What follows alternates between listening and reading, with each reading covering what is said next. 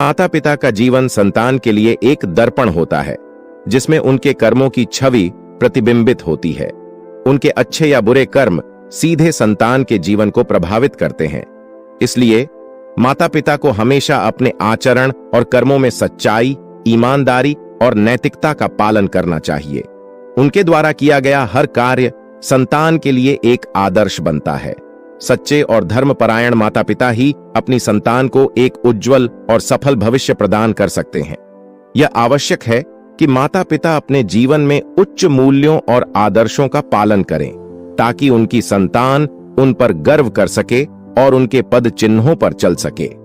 इस प्रकार माता पिता का हर कदम संतान के लिए प्रेरणा का स्रोत बनता है, जिससे उनका जीवन भी सुखमय और समृद्ध होता है। एक दिन सृष्टि के पालनकर्ता श्री हरि विष्णु अपनी शैया पर शेषनाग की शरण में आराम कर रहे थे। माता लक्ष्मी भी उनके साथ थीं। चारों ओर शांति और सुकून का वातावरण था। अचानक माता लक्ष्मी के मन में एक जिज्ञासा उत्पन्न हुई और उन्होंने अपने प्रिय स्वामी से पूछा, हे स्वामी, क्या यह सत्य है कि माता पिता के अच्छे या बुरे कर्मों का फल उनके पुत्र को भोगना पड़ता है? श्री हरि विष्णु ने मुस्कुराते हुए कहा, हे देवी, हां, यह सत्य है। माता पिता के कर्मों का प्रभाव उनके संतान पर अवश्य पड़ता है। मैं तुम्हें एक कहानी सुनाता हूं जिससे यह सत्य और स्पष्ट हो जाएगा। तो चलिए कहानी शुरू करते हैं। प्राचीन काल में एक गांव में एक ब्राह्मण दंपति देवदत्त और उसकी पत्नी सुशीला रहते थे। वे बहुत ही धर्मपरायण और परोपकारी थे। देवदत्त अपने धर्म कर्म में रत रहता और सुशीला हमेशा दूसरों की सेवा में लगी रहती थी। वे दोनों अपने जीवन को धर्म और सत्य के मार्ग पर चलकर व्यतीत करते थे। उनके ये अच्छे कर्म उनकी संतान पर भी प्रभाव डालते थे। उनके अच्छे कर्मों और आचरण का प्रभाव न केवल उनके जीवन पर बल्कि उनके परिवार और समाज पर भी पड़ता था। देवदत्त और सुशीला अपने गांव में आदर और सम्मान की दृष्टि से देखे जाते थे। उनके अच्छे कर्मों और धार्मिक आचरण के कारण लोग उन्हें उच्च आदर्श मानते थे। देवदत्त नियमित रूप से वेदों का पाठ करता और धार्मिक अनुष्ठानों का पालन करता।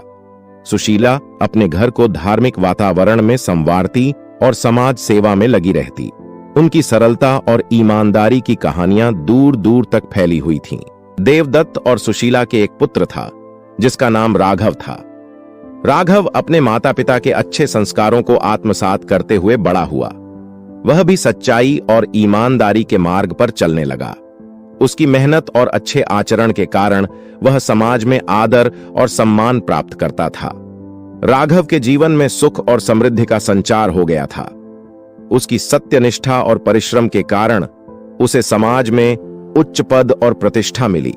उसकी सफलता के पीछे उसके माता पिता के अच्छे कर्मों का हाथ था, जो उसकी जिंदगी में मार्गदर्शन और प्रेरणा के स्रोत बने। राघव न केवल अपने माता पिता के गुणों को अपनाया, बल्कि उसने अपने चारों ओर भी उन्हीं गुणों को फैलाने का प्रयास किया। वह अपने दोस्तों और समाज के अन्य लोगों को भी सच्चाई, ईमानदारी और मेहनत का महत्व समझाता। उसकी मेहनत और सत्यनिष्ठा ने उसे एक सफल व्यापारी बना दिया। उसके व्यवसाय में भी ईमानदारी और निष्ठा का पालन होता था, जिससे उसके ग्राहक और सहकर्मी उससे अत्यधिक प्रभावित होते थे। राघव के जीवन में केवल आर्थिक समृद्धि ही नहीं, बल्कि मानसिक शांति और संतोष भी था। वह अपने माता पिता की तरह ही धर्म और परोपकार के कार्यों में भी संलग्न रहता था। उसकी सफलता और समृद्धि का श्रेय उसके माता पिता के अच्छे कर्मों और उनके द्वारा दिए गए अच्छे संस्कारों को जाता है। राघव के जीवन का उदाहरण यह दर्शाता है कि कैसे अच्छे कर्मों का प्रभाव एक पीढ़ी से दूसरी पीढ़ी तक पहुंचता है और समाज में सकारात्मक बदलाव लाता है। दूसरी ओर उसी गांव में एक व्यापारी नारायण और उसकी पत्नी कंचन रहते थे। वे बहुत ही लालची और स्वार्थी थे। नारायण हमेशा धूर्तता और धोखाधड़ी के माध्यम से धन अर्जित करता था। कंचन भी उसे इन गलत कार्यों में सहयोग करती थी। नारायण का स्वभाव बहुत ही कठोर और स्वार्थी था।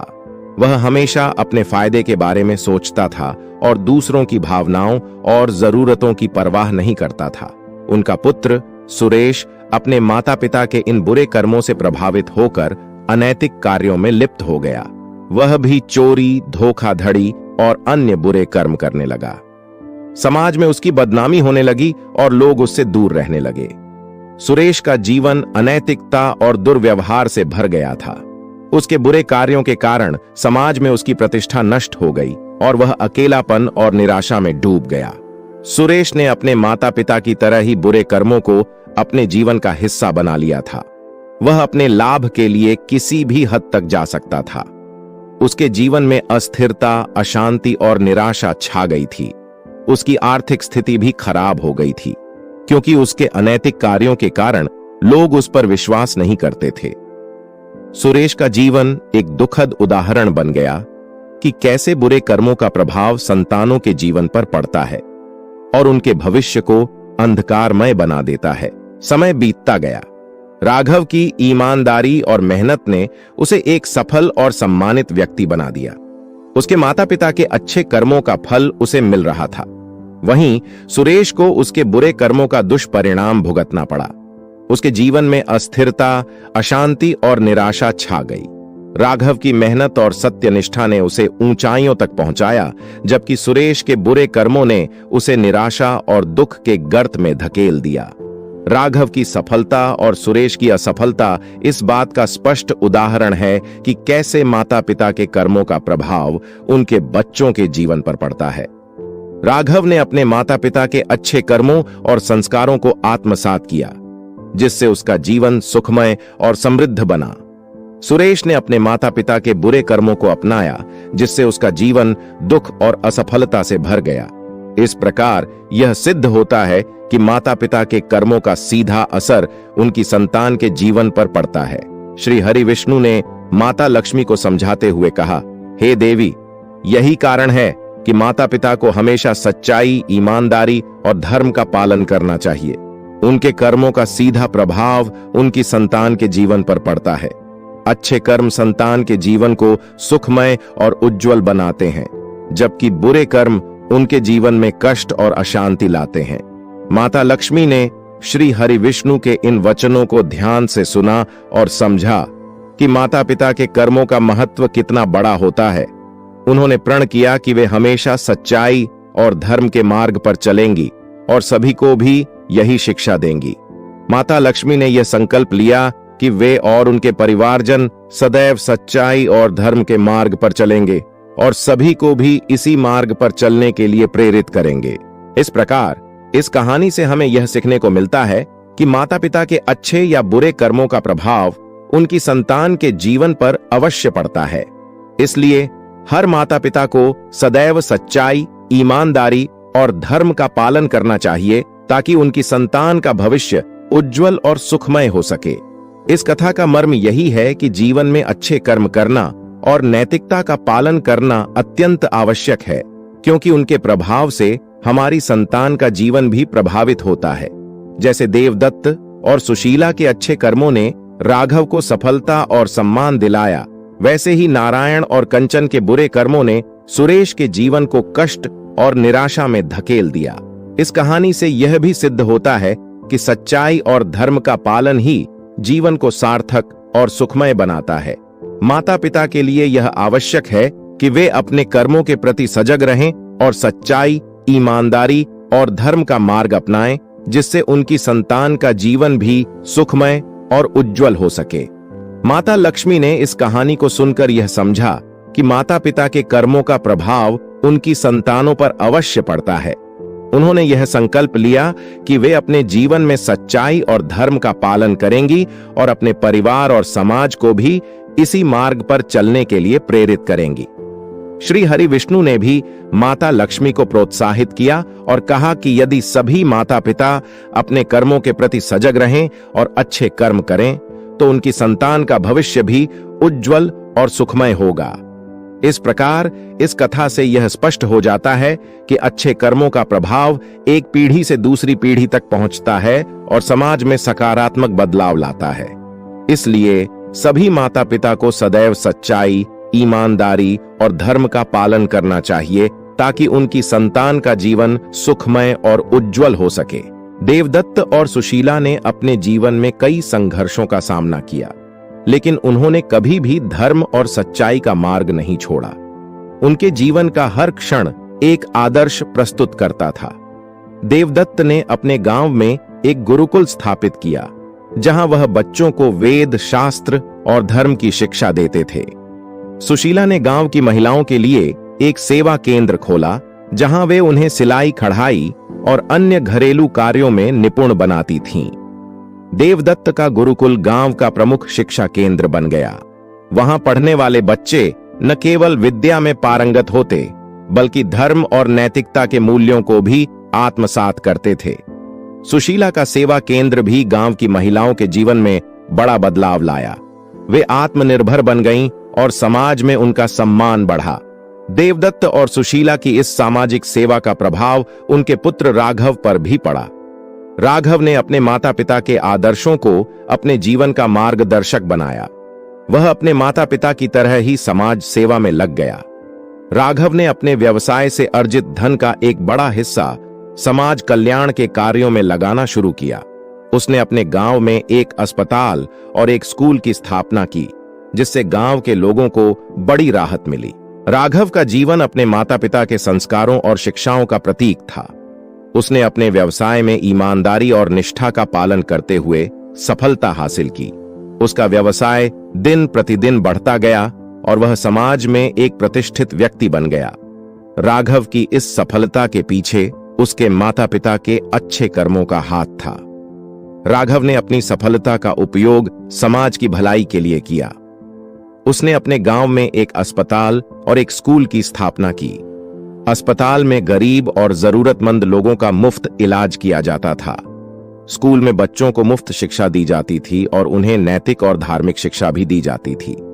राघव ने इन संस्थानों में उच्च गुणवत्ता की सेवाएं सुनिश्चित की, जिससे गांव के लोग बहुत लाभान्वित हुए। राघव के इस सामाजिक सेवा के कार्यों की सराहना पूरे क्षेत्र में हुई। लोग उसे आदर और सम्मान की दृष्टि से देखते थे। उसकी समाज सेवा के कारण उसका नाम दूर दूर तक प्रसिद्ध हो गया। राघव ने अपने जीवन में यह सिद्ध कर दिया कि माता पिता के अच्छे कर्म और संस्कार संतानों के जीवन को उज्जवल और सुखमय बनाते हैं। दूसरी ओर नारायण और कंचन के पुत्र सुरेश का जीवन अपने माता पिता के बुरे कर्मों के कारण दुख और असफलता से भर गया था। सुरेश ने अपने माता पिता के अनैतिक कार्यों को अपना लिया था और वह भी धोखाधड़ी और चोरी जैसे बुरे कर्म करने लगा। सुरेश का जीवन अनैतिकता और दुर्व्यवहार से भर गया था। सुरेश के इन बुरे कार्यों के कारण समाज में उसकी प्रतिष्ठा नष्ट हो गई थी। लोग उससे डरते और नफरत करते थे। उसके अनैतिक कार्यों के कारण उसका व्यापार भी असफल हो गया और वह आर्थिक तंगी में फंस गया। सुरेश का जीवन कष्ट और निराशा से भर गया था। उसने अपने माता पिता की तरह ही बुरे कर्मों को अपने जीवन का हिस्सा बना लिया था, जिससे उसका जीवन दुख और असफलता से भर गया था। सुरेश ने अपने जीवन में कई बार सुधार करने का प्रयास किया, लेकिन उसके बुरे कर्मों का प्रभाव इतना गहरा था कि वह कभी भी सफलता नहीं पा सका। उसके जीवन का हर कदम असफलता और निराशा की ओर जाता था। उसके माता पिता के बुरे कर्मों का प्रभाव उसके जीवन पर पड़ा और उसने अपने जीवन में केवल दुख और कष्ट ही पाया।